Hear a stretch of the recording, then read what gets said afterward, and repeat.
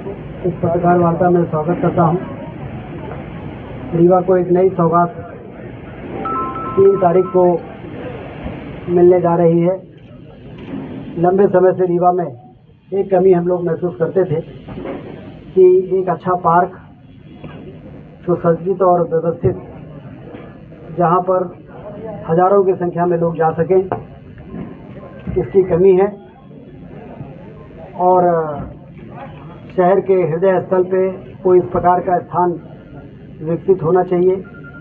आज वो समय आया है जब 3 अक्टूबर को सिविल लाइन, जहाँ पर 50 से ज़्यादा जर्जर भवन 70 साल से ज़्यादा पुराने थे, जहाँ पर रहने वाले भी कुछ नहीं थे, और सीलन और जर्जर भवनों के कारण उनके लिए नया आवास निर्मित करके और उस जगह को खाली करा के लगभग 10 एकड़ में एक पार्क का निर्माण हुआ है, जिसका नाम भारत रत्न पूर्व प्रधानमंत्री अटल बिहारी वाजपेयी जी के नाम से करके अटल पार्क का उद्घाटन 3 अक्टूबर को हम लोग करने जा रहे हैं। और यह कार्यक्रम भव्य हो और ज़्यादा से ज़्यादा लोग इसमें आए, इसके लिए जो बहुत बड़े संगीतज्ञ हैं, गायक हैं, आदरणीय कैलाश खेर जी, वो रीवा पधार रहे हैं। और उनके क्योंकि लंबे समय से बिंद महोत्सव के बाद फिर कोविड आ गया और भी कई परिस्थितियां निर्मित हुई, जिससे बिंद महोत्सव के लेवल का कोई कार्यक्रम रीवा में अभी हुआ नहीं। तो कैलाश खेर जी के इस कार्यक्रम से, जनरली हम लोग इस प्रकार के कार्यक्रम रीवा में करते हैं, जब कोई बड़ी उपलब्धि मिल जाती है उसको सेलिब्रेट करते हैं। आपको ध्यान होगा जब रीवा का बाईपास बना था तो राजू श्रीवास्तव जी को बुलाया था कि बहुत दिनों तक रीवा के लोग दुखी रहे तो दिल खोल के हंस सके, इसलिए राजू श्रीवास्तव को बुलाया था। और जब मुकुंदपुर में टाइगर सफारी का उद्घाटन किया था तो सवेरे मुख्यमंत्री ने टाइगर सफारी का उद्घाटन किया, रात में इंजीनियरिंग कॉलेज के मैदान में सोनू निगम का संगीत का बहुत बड़ा कार्यक्रम हुआ था बिंद महोत्सव के अंतर्गत। ऐसे ही जब राज कपूर ऑडिटोरियम का उद्घाटन किया था तो एनसीसी ग्राउंड में सब ये संगीत के कार्यक्रम हुए थे। तो हमेशा से ये रहा है कि जब रीवा को लंबे समय के इंतजार के बाद कोई ऐसी सौगात मिले जो रीवा के लोगों के आत्मा को, दिल को खुशी दे सके, तो सिर्फ उस कार्यक्रम का उद्घाटन बनना हो, उसके बाद उसका सेलिब्रेशन भी होना चाहिए। तो सिरमौर चौराहे में फ्लाईओवर का तीसरा लेग जो बन के तैयार हुआ, उससे लोगों में बड़ी प्रसन्नता है। रीवा का एयरपोर्ट बन के तैयार हो गया है, उसको लेकर लोगों में बड़ी प्रसन्नता है।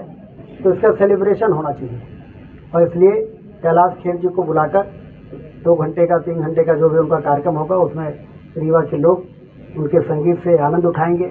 क्योंकि कैलाश खेर इतने बड़े कलाकार हैं कि जब राष्ट्रीय स्तर का कोई कार्यक्रम होता है, हम लोगों ने देखा है, तो फिर उस राष्ट्रीय स्तर के कार्यक्रम में जब महाकाल लोक का उद्घाटन हुआ था, आपको ध्यान होगा, जब प्रधानमंत्री जी उज्जैन आए थे, तो उसमें संगीत का कार्यक्रम जो प्रस्तुतिकरण था वो कैलाश खेर जी का ही था। और ऐसे ही हर जगह जहाँ पर प्रधानमंत्री जी जाते हैं किसी विशेष आयोजन में, तो संगीत का कार्यक्रम उससे जो जुड़ा रहता है उसमें कैलाश खेर जी रहते हैं। तो वो रीवा पधार रहे हैं, ये हम सब के लिए बड़ी खुशी की बात है। तो आप सबके माध्यम से मैं चाहता हूँ कि ये कार्यक्रम ऐतिहासिक रूप से सफल हो। इसके लिए आप सबके माध्यम से लोगों के बात, जन जन तक ये बात पहुँचे। और आने वाला समय रीवा का बहुत ही स्वर्णिम समय है, क्योंकि कई ऐसे काम रीवा में हो रहे हैं जिसका लंबे समय से इंतजार था, और वो काम न होने से हमारा रीवा पिछड़ रहा था। ये बाण सागर का बांध की सिंचाई के नहरों का जाल बिछ जाने के बाद रीवा की तस्वीर बदली है। ये हम नहीं कहते हैं, पूरा प्रदेश कहता है कि रीवा बदला है। रीवा के विकास के मॉडल को का उदाहरण दिया जा रहा है। पिछले दिनों मुख्यमंत्री जी ने जब चाक घाट की सभा को जबलपुर से संबोधित किया तो उन्होंने भी कहा कि रीवा का विकास का एक मॉडल बन गया है,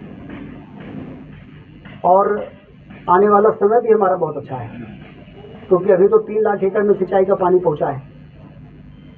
ये 3 लाख एकड़ से 9 लाख एकड़ हो जाए, इसके लिए लगभग 4,000 करोड़ रुपए टेंडर हो गए हैं, जो सीतापुर माइक्रो, हनुमाना माइक्रो, बहुती कैनाल में 1400 करोड़ रुपए का स्वीकृति की योजना भारत सरकार गई है। आज मैं दिल्ली जा रहा हूं, कल वहां के जल संसाधन मंत्री से मिलके और उसकी और पैरवी करूंगा कि जल्दी वो मंजूर हो जाए। 1500 करोड़ और, तो 4,000 करोड़ का टेंडर हो गया, 1500 करोड़ का टेंडर और हो जाएगा, तो रीवा जिले और मऊगंज जिले की 9 लाख एकड़ में सिंचाई का पानी पहुंचेगा।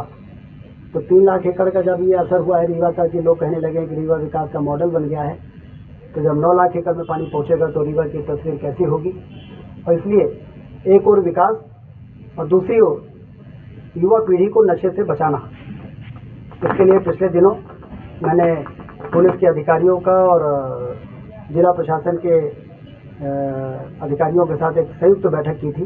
कुछ दिन पहले पुलिस वालों के साथ किया था, इस बार संयुक्त बैठक किया है और उसमें हमने कहा है कि नशा का अवैध धंधा करने वाले कोरेक्स और ये तमाम तरह की चीज़ों का धंधा करने वालों के जखीरों को पकड़ना, अपराधियों को जेल भेजने का काम पुलिस करे, और जो नशे के आगोश में आ गए हैं युवा पीढ़ी के लोग, उनको सुधारने का काम जिला प्रशासन करे। तो उसके लिए सुधार केंद्र खोले जाएं और वहाँ पर उनको पहुँचाया जाए, उनका आइडेंटिफिकेशन हो, उनको सुधारा जाए। और हमारे पास ऐसे उदाहरण हैं कि 3-4 महीने यदि सुधार केंद्रों में ईमानदारी के साथ उनको सुधारने का काम किया जाए तो बच्चों को नशा छूट जाता है और फिर वो बहुत अच्छा जीवन जीने के लिए तैयार हो जाते हैं। तो इसलिए एक और विकास और दूसरी ओर इस विकास का फल स्वर्णिम भविष्य